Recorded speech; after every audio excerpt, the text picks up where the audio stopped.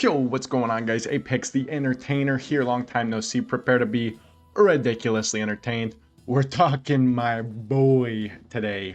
The one, the only, the Golden Sentinel. Golden Sentinel is, of course, a dynamo. Today we're going to be focusing up on Nords. If you don't recall, I break the subtypes for any given hero into 3 different kinds. There's dynamo, technician, and generator.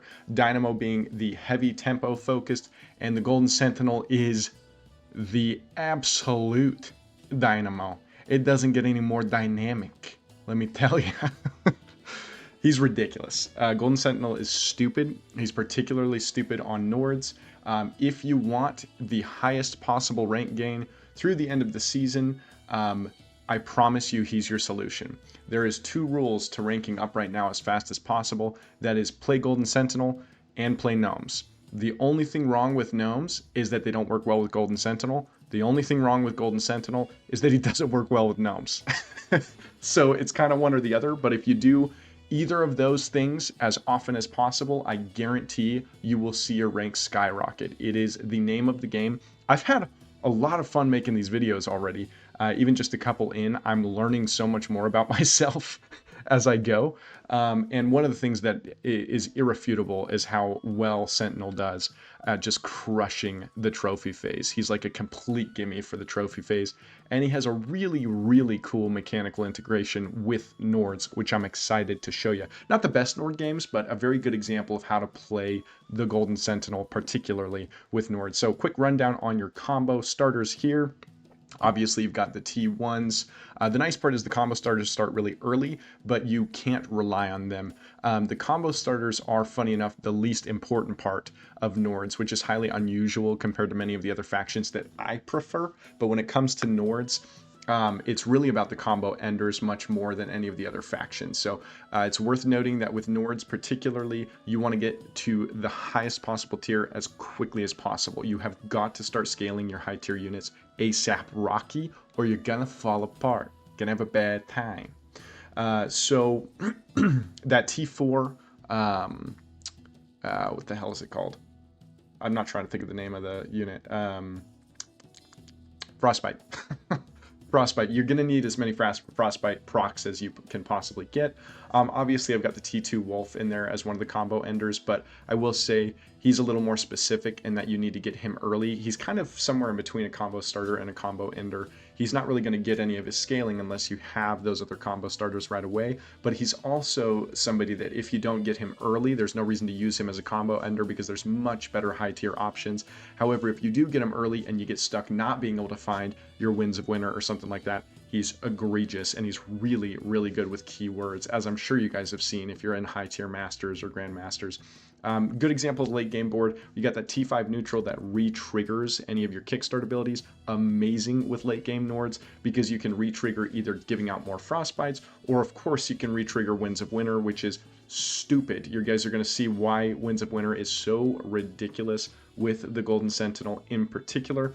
And then you're going to see, of course, Tribe. Tribe is absolutely insane. Tribe is the most integral part of Nords as far as being able to survive into the late game and get your long-term scaling. But I mean, Nords is one of those things where it is kind of a do or die. It's very binary. You either crush with Nords or you get crushed with Nords. And that is completely determined by how fast you get to the late game and get your key units, which is why Golden Sentinel is really the only hero that I play Nords with. So I think Nords are in a really weird spot because if you can't go straight to late game, they're not very beneficial, it's not very beneficial to force them, but Golden Sentinel's so good at it that I very commonly play Nords with him. That being said, disclaimer here, play Gnomes whenever you can, including with Golden Sentinel. Golden Sentinel is not the best hero for Gnomes, but Gnomes are destroying the meta. By the way, credit where credit is due. Kazuya roasted me up a little bit after I put out that video about the top 3 tied factions for first place, saying that he didn't agree with me saying that I had 3 tied for first place. I was wrong. He's a better player than me, so I'm not. I can't say that I'm super surprised. But yeah, Gnomes are crushing the meta. I can't imagine that's news to you if you've been playing in ranked. They're way, way, way overpowered, way stronger than every other faction. It's not even close. They have anti-scam built in, all that junk, but that's not what we're talking about. We're focused on Nords with my boy. So without further ado, for our next episode of Do As I Say, Not As I Do, let's take a little look-see-poo. Oh, damn, that was good. All right, let's see what we got going on.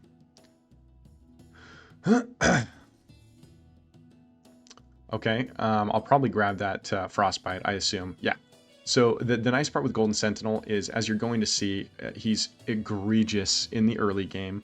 You only need to rely on a single unit. You make it golden every time, obviously. You can prioritize which unit you make golden, so you want something early that does well golden. Now in this case, he's not proccing his ability. The unit isn't proccing his ability after Sentinel procs his gold trigger, so that doesn't really matter as much. That T2 relic I have since swapped out. I don't recommend that relic personally. I think there's better options without question. It just is inconsistent, and if you get that stupid Nord that destroys other Nords, or excuse me, destroys another unit and splits the stats with Nords, he's just not going to be what you need at that time. So I don't recommend that relic. Okay. That's interesting. Let me look at something really quick here. So with Sentinel, the whole goal really should be, sorry, hold please. The whole goal should be getting to late game as early as is humanly possible. So I'm just checking really quick here to look at that play in comparison to the available gold that I had. Yeah, so there wasn't really any other option. So you're just going to take the gold transfer. You take whatever you can cycle and make it make sense. Positioning wise now, you want to have whatever your highest stat unit is. So already I'm making a silly mistake. I should be trying to ensure that the 9/7 procs the gold. I also completely mispositioned for the cleave. God, what a start. That was awful, folks. GM quality content in progress. Spoil of War, always ridiculous. Discounting the cost of upgrading your shop tier is insane with him. Don't do it. God, this guy's really on thin ice, folks. Interesting that I froze that T1. I'm assuming that's what I froze for. Yeah, screwing up on that cleave placement. So what I was starting to say is that whatever your highest stat unit is, you want to position it so that it's the last thing alive, so that it triggers the golden ability of your Sentinel. Okay, shop, steal. See, I got that garbage T4 unit. I mean, it's not garbage, it's just not good right now. Stealing that was good so that I can sell through. Don't know why I would have rolled there. I could have tiered up. Wow. So just so you guys know, this is some of my first recordings for Do As I Say, Not As I Do. So this was a while back in the season. I now may I've already learned from many of these mistakes with Sentinel because I played him so much recently. So this is not a great example of what I think you should do with him early. That being said, I know for a fact, if I remember correctly, that these are still going to give you a good example of what he does in the late game at least.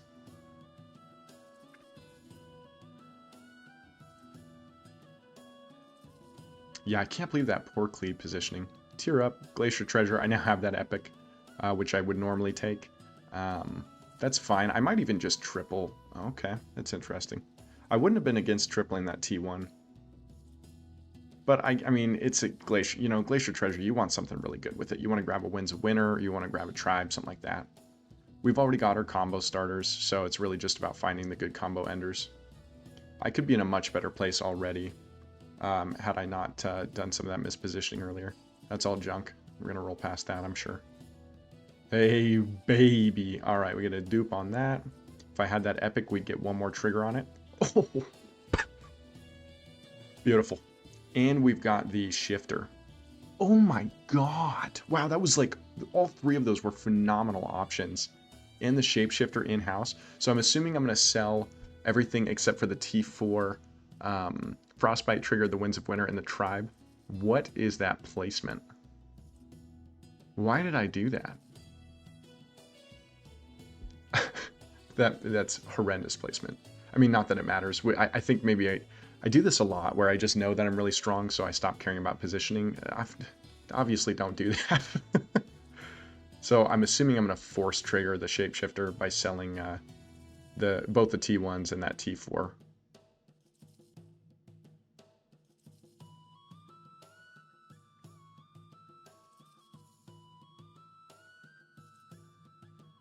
What am I waiting for? No. Nope. Horrendous. Let's pause that. It would have been so incredibly easy for me to force a dupe of Winds of Winter, Tribe, or the T4 double Frostbite. All I got was another T1 single Frostbite. I literally would have had the exact same effect and an extra space at minimum if I had forced.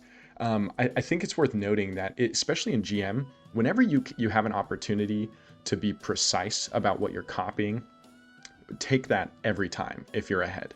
And in this case, even though it doesn't feel like it at the moment, we're absolutely ahead. I had all of the key pieces that I need. I had my golden tribe already. This is horrendous gameplay. I gotta be honest, this is really, really bad.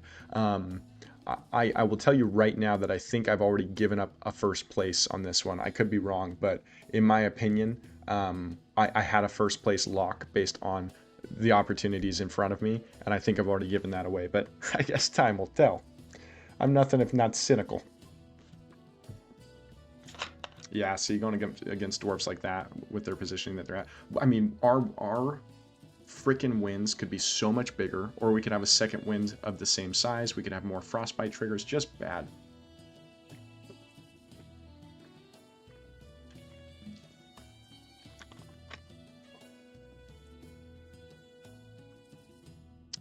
We need to be precise about what we're looking for. We're only looking for...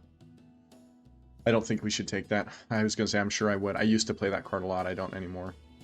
Wow, I play it very different. Obviously, we're going to take that other wins. Always good to keep the kickstart frostbite triggers over the attack frostbite trigger. It's worth noting you're going to notice that I keep my Winds of Winter after my my kickstart triggers, because I want all the frostbites to go off first before he does his initial attack. I do see a lot of people putting Winds of Winter up front, which is nice, right? Because he procs his kickstart and then immediately attacks again, but you're missing out on a lot of scaling if you don't put him after your kickstarts. I should have grabbed the T5 neutral that repeats kickstarts. Yep, goal. Ooh. I was going to say I would have taken the tribe as well, now that I think about it. I almost went straight for the golden winds, but I don't think that would have been the right call. Completely unnecessary buy. No reason to do that. I bet I would just sell her now, you idiot, and then put the... Yep. Nice. Good call, Apex. Super smart. Best 3 gold I've ever spent. Yeah, we're getting outscaled already because of poor decisions.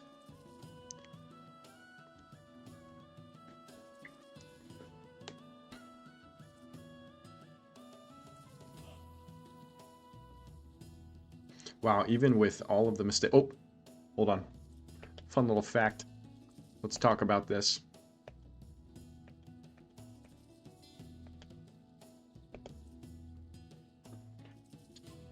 Oh, maybe this won't be the best example. All right, let's save that conversation for later, I bet.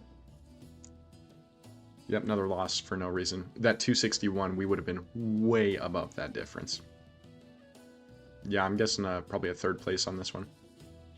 I might lose right now.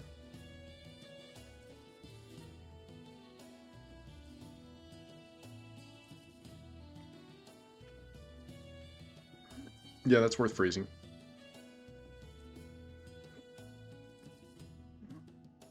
Wow. How did you get here, bud? What are you doing here?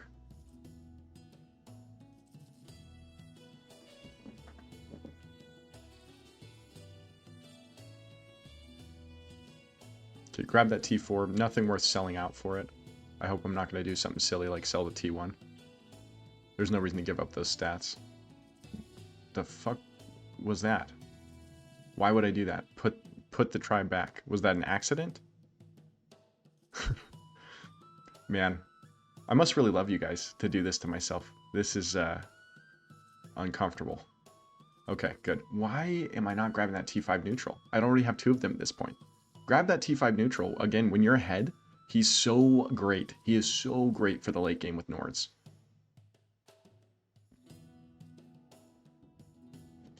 If I remember correctly, I organized this with the worst of the two games first. So hopefully the next one, I'll put a little more respect on my name with Sentinel Nords. What'd I say? I said third place. Money's on me losing this round. Personally. Yeah, there's the triple on that. Good. Now we're looking for that T5 neutral. Yeah, Bobby. I'm sure we're going to get rid of her. I know a lot of people like Bobby. I'm not interested in Bobby. I'm probably thinking about using that. Yep, there we go. Swap the Bobby out for the T5 neutral. Go ahead and swap that Bobby out for the T5 neutral. Perfect. No reason to have it in the back. Should have put it up front. Yeah, I'm just going to miss earlier retriggers for no reason. Got lucky, but that could have been much worse because of that decision. All right, we're getting some scaling now here, folks.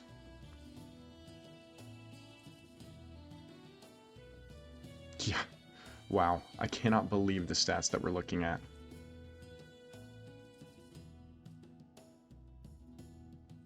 Even with all of these silly goose decisions. The silliest of geese.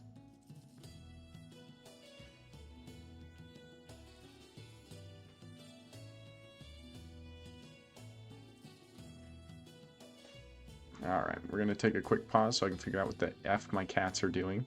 I hear a bag rustling vigorously outside. We'll be right back. Alright, they're being absolute angels, just having fun. Nothing wrong with that. Here at Apex and Sons & Co. I don't have any sons. Whoa! Yep, rest in peace. Good old gnomes. Oh, hold on. I think that was a good example of what I've been trying to show you guys.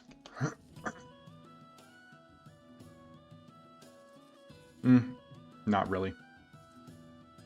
You guys are already getting the idea, but I think I'll have a better example in the next game. Okay, what I say. Straight into the next one. Thank God. Not thrilled with that. A lot of mistakes. Let's run that run that back again. So, starting with the very initial mistake of cleave positioning.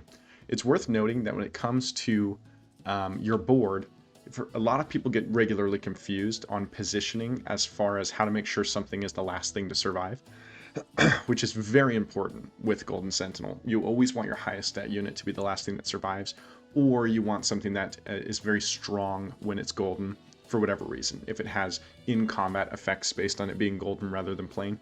But essentially, whenever you have a unit in front of another, that is the only way that it's going to block for a unit.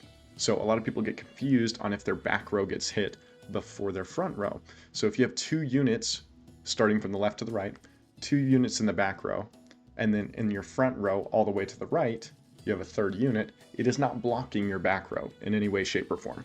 So position accordingly, try to understand what's going to get hit in front first, what will die in front first, and make sure that whatever unit you want to survive is behind the frontline unit that you think will survive the longest. Hopefully that makes sense. I don't know if I give the right idea or not, but hopefully you got it. Outside of that, I don't think there was anything that I didn't deep dive on. I just felt like it was worth focusing up a little bit more on cleave positioning. So that I didn't actually tackle that. So if cleave positioning specifically is utilizing that same idea and making sure that you have space in between three units. So if you have three units on the board, positioning should be one at the front left, position 1, one at the front right, position 3, and then your third unit behind somewhere. So that if a cleave unit hits, it can't hit a middle unit and hit all three on that line. Which should be kind of a gimme, but I surprise myself at how often I screw that up. Okay, same approach as last time. I love getting this T1 neutral unit that scales with your shop tier on Sentinel. Oh, I just realized you guys can't see the bottom. There we go. Because it's like perfect case scenario, right? Basically, it just allows us to tier up super fast while still getting stats along the way and have a single unit with high stats that we can hit with all those keywords. So It's so ridiculous. We are already at 9 trophies with a single unit, tearing up every time as fast as we can. This is a much better start to begin with. Icebound Sword's kind of a gimme here. I'm sure I'm thinking about playing Nords. Although, I don't know. Whoa. Why on earth did I do that? I must be... Let's back up a little bit here. Let me see what my options were again.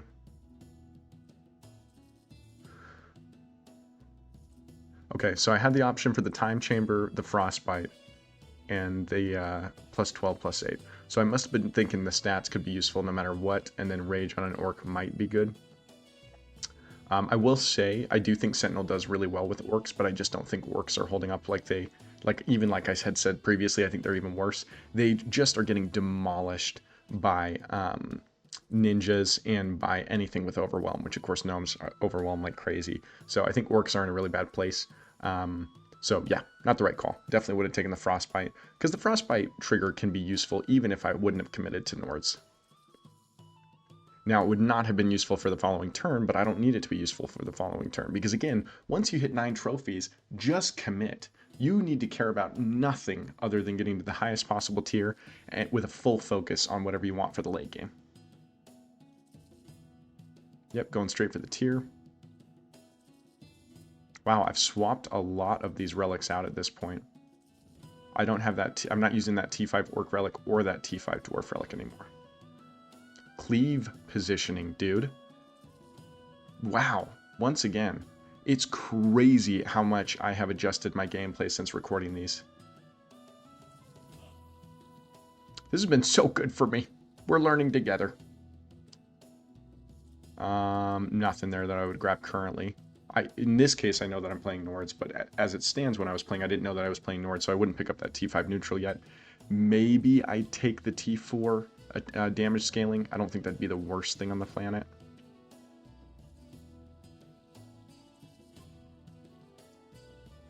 I grabbed the T5 that's going to give us a golden orc, so I'm sure in my head I think we're playing orcs, so yeah, grabbing that's fine. Wow!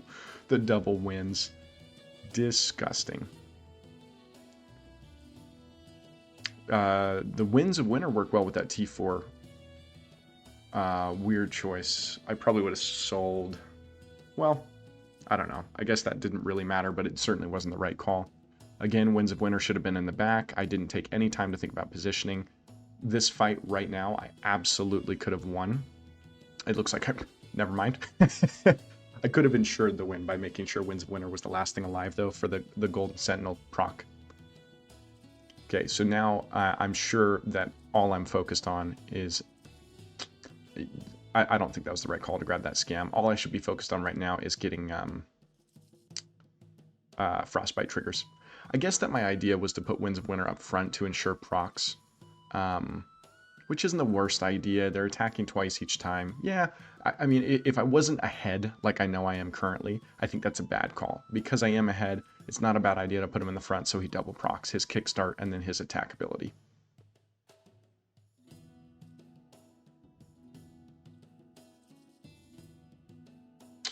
Grab the T5 neutral. Why would I even remotely look at Skull? Weird choice. Don't grab the T4. Thank God.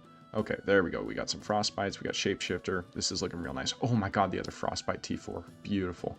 This was a weird one because we started with combo enders instead of combo starters. That being said, I don't think I like that call. I think I actually would have rather taken the triple Frostbite and just continued scaling. Oh yeah, the tribe. Let me pause for a second to make my point there.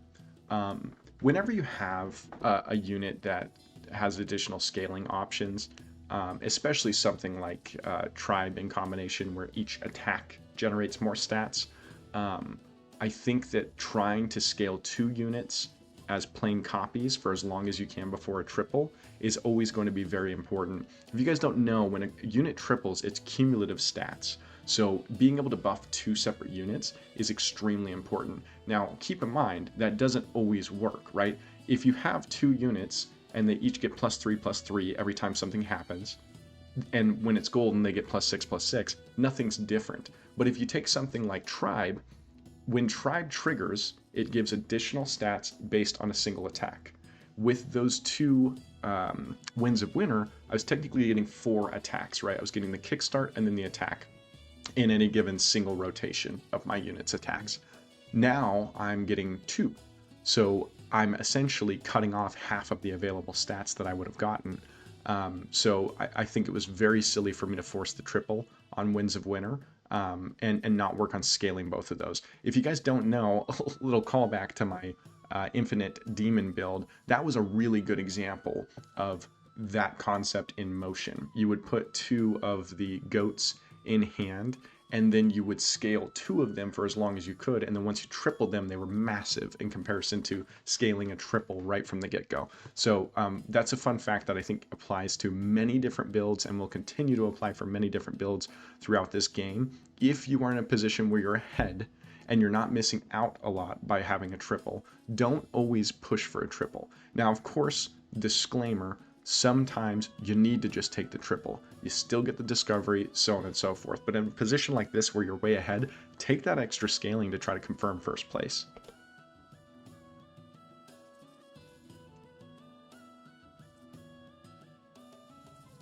Yep, so you see again, I'm positioning after the kickstart so that I can make sure that I have as much stat gain from my tribe as is possible for my Winds of Winter. Winds of Winter is such a sniper too. It wasn't a good example here, but man, when he pops off, okay, maybe you leave him alone. That was a bit much. God. Ooh. It's awesome when you have Tribe in the back with Golden Sentinel, because then it's going to grab double the stats from its golden effect. Yeah, Sentinel just works so well with Nords. Another Shapeshifter, get that Ulf off the goddamn board. ASAP Rocky. Yeah, that's fine. I have a bad tendency to roll through and just rotate when I have extra gold for no reason. If there's something viable and you have 3 gold, oftentimes it makes more sense to just take something that does anything over rolling for nothing. Again, that's something that seems like a given until you realize that in the moment you're doing it regularly, which is something I was definitely doing a lot.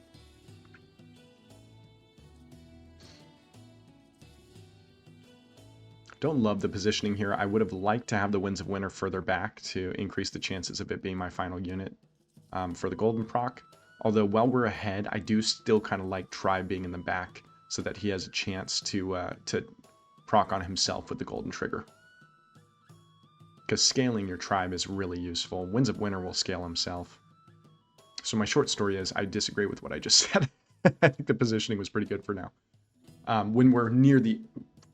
When we're closest to the end game, we definitely want Winds of Winter in the back, because then we are going to see his re-trigger once he goes golden, which I've been really building the tension here with not communicating what I mean by Golden Sentinel's mechanical integration with Winds of Winter. But essentially, whenever you take a unit that has Berserk, like Winds of Winter, if he turns gold, he resets his entire attack.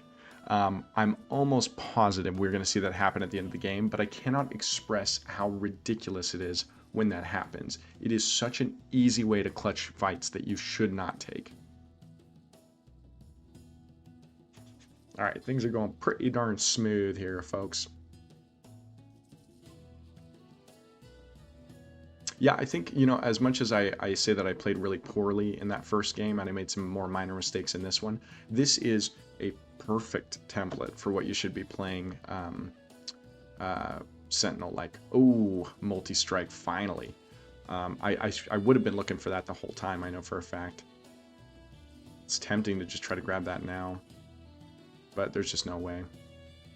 Obviously, multi-strike on Winds of Winter is egregiously strong. Multi-strike on anything when you have Tribe is really strong. I would have liked to have way more multi-strikes at this point. I would have loved to have a multi-strike, well, of course, on everything, but in concept, as far as structure goes, to get the best possible outcome as quickly as I could, we would want multi-strike on both Winds of Winter and on both of our tribes.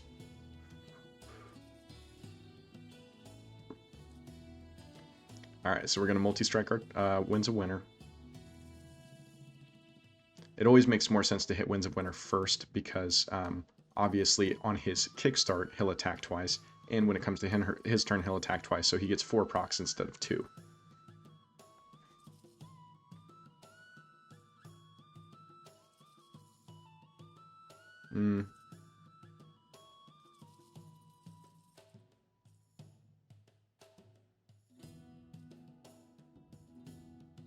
He's got a pretty decent work build. It's not going to be enough stats.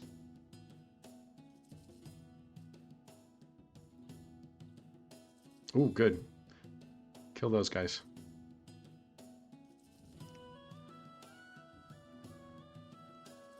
Ooh.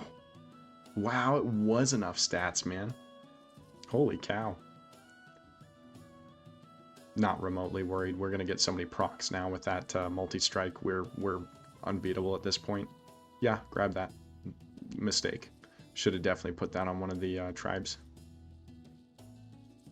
Yep, grab the shapeshifter. Grab the multi-strike. Nope. Should have played... I mean, I got lucky, but that could have been worse, right? If I had hit another Winds of Winter, then I wouldn't have had space. No, shapeshifter. Oh my god. Dude, sometimes this game just does something to me. Oh my god.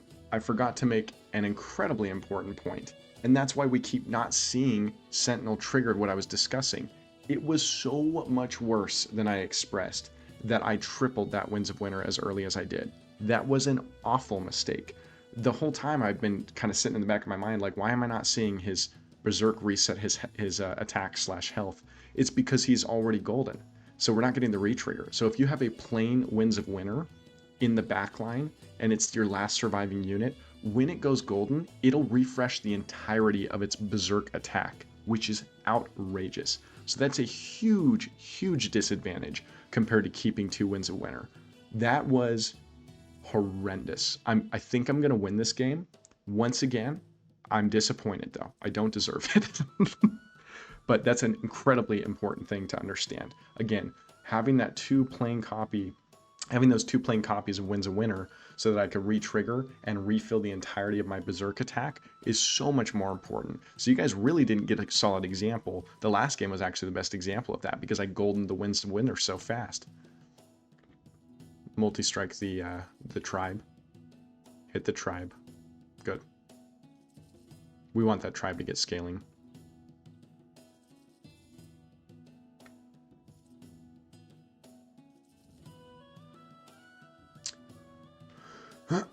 That was smart of me to position that that guy in the front middle instead of the back middle so that I can avoid a cleave on the back line. Golden Sentinel, just a heads up, he is still susceptible to cleaves and overwhelm. So if you get overwhelmed or cleaved and it kills 2 of your remaining units at the same time, you won't trigger his effect at all. So it's really something to be mindful of when you play Sentinel. You should be thinking about if you're extremely vulnerable to cleave and or overwhelm and how you can avoid that. Okay, another T5 neutral. This is going to be nasty. I would grab that Vengeful Echo. Again, we talk about, see, I'm going to roll for nothing. What am I freezing for? Don't do, yeah, I'm assuming it was freezing for the taunt. That makes no sense. All the taunt steals from that T5 neutral. God, that's such a ridiculous card. All right, Winds of Winter is a pretty big boy at this point. What are we at, 33? He's re-triggering from the T5 neutral, and then once it gets to his attack, he'll trigger again. Didn't even get to. Was that the last fight? Ah, rest in peace. That one could have gotten to really big scaling. Okay, well, let me get back to this screen really quick.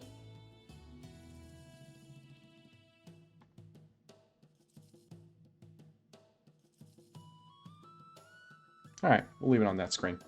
Okay, a little bit of a quicker one. Really important points though. I think this opened up some great conversation on what you should be doing as far as positioning to avoid getting cleaved early in the process, understanding how important the integration of keeping your final unit to proc Sentinel's ability in the correct spot matters so much, and understanding the importance of utilizing plain copies that convert into gold from his ability rather than forcing gold units as soon as you find them, particularly with Golden Sentinel. Now, obviously, that is specific to Golden Sentinel in this case, outside of the fact that you do have some units that scale separately in addition to each other if you don't gold them ahead of time. But particularly in this case, it was really bad because getting that plain copy, getting 2 plain copies of Winds of Winter would have been far better to use the conversion from Golden Sentinel's ability. Okay, that was fun. Hop on the Sentinel ASAP, Rocky. I cannot stress enough, if you haven't been utilizing this hero and you have him available, force him every single time. Him and Arabella are my only auto pick heroes currently. As soon as I see those heroes, I choose them every time, no matter what factions are in game. If I have Arabella and I have Golden Sentinel, I'll give a little quick review since I've already done a video for Arabella. Then it's based on the factions. Again, Golden Sentinel is a dynamo hero, so he does much better with factions that require getting to the late game faster. That's going to be things like dwarves, Nords, and orcs that stand out to me for Golden Sentinel, whereas Arabella is going to be doing better with low tier units that have automatic tempo built in, since she is not naturally a dynamo as far as her subtype goes. So she combines quite well with gnomes, of course, which is ridiculous, ninjas, as you saw last time, and then I don't really have a third thing that stands out, because there's not really necessarily another one that stands out as far as early tempo built in. I guess it would be pirates, but I think pirates are in such a horrendous spot as far as the meta goes right now, so I'm not even going to take the time to mention them. But that just gives you a quick rundown as far as my opinion on the 2 most important heroes through the end of this meta. That is going to be your #1 way to grind ranked. If you're stuck on Masters and you're trying to get to GM, I cannot stress enough, there is no decision you can make that will affect your total MMR more than ensuring you play those 2 heroes as much as possible. All right, that one, I wanted that to be my second video because I really wanted to focus on those 2 heroes. Now get ready for a ridiculous amount of content incoming. I'm going to try to force as much as I can through the end of the season, so you guys have every possible opportunity to understand how you can just get on into GM ASAP, straight from the mind, the big old brain mind of a GM player. I hope you guys enjoyed. I really appreciate you being here. As always, keep an eye out for the next one in like a few hours. Bye.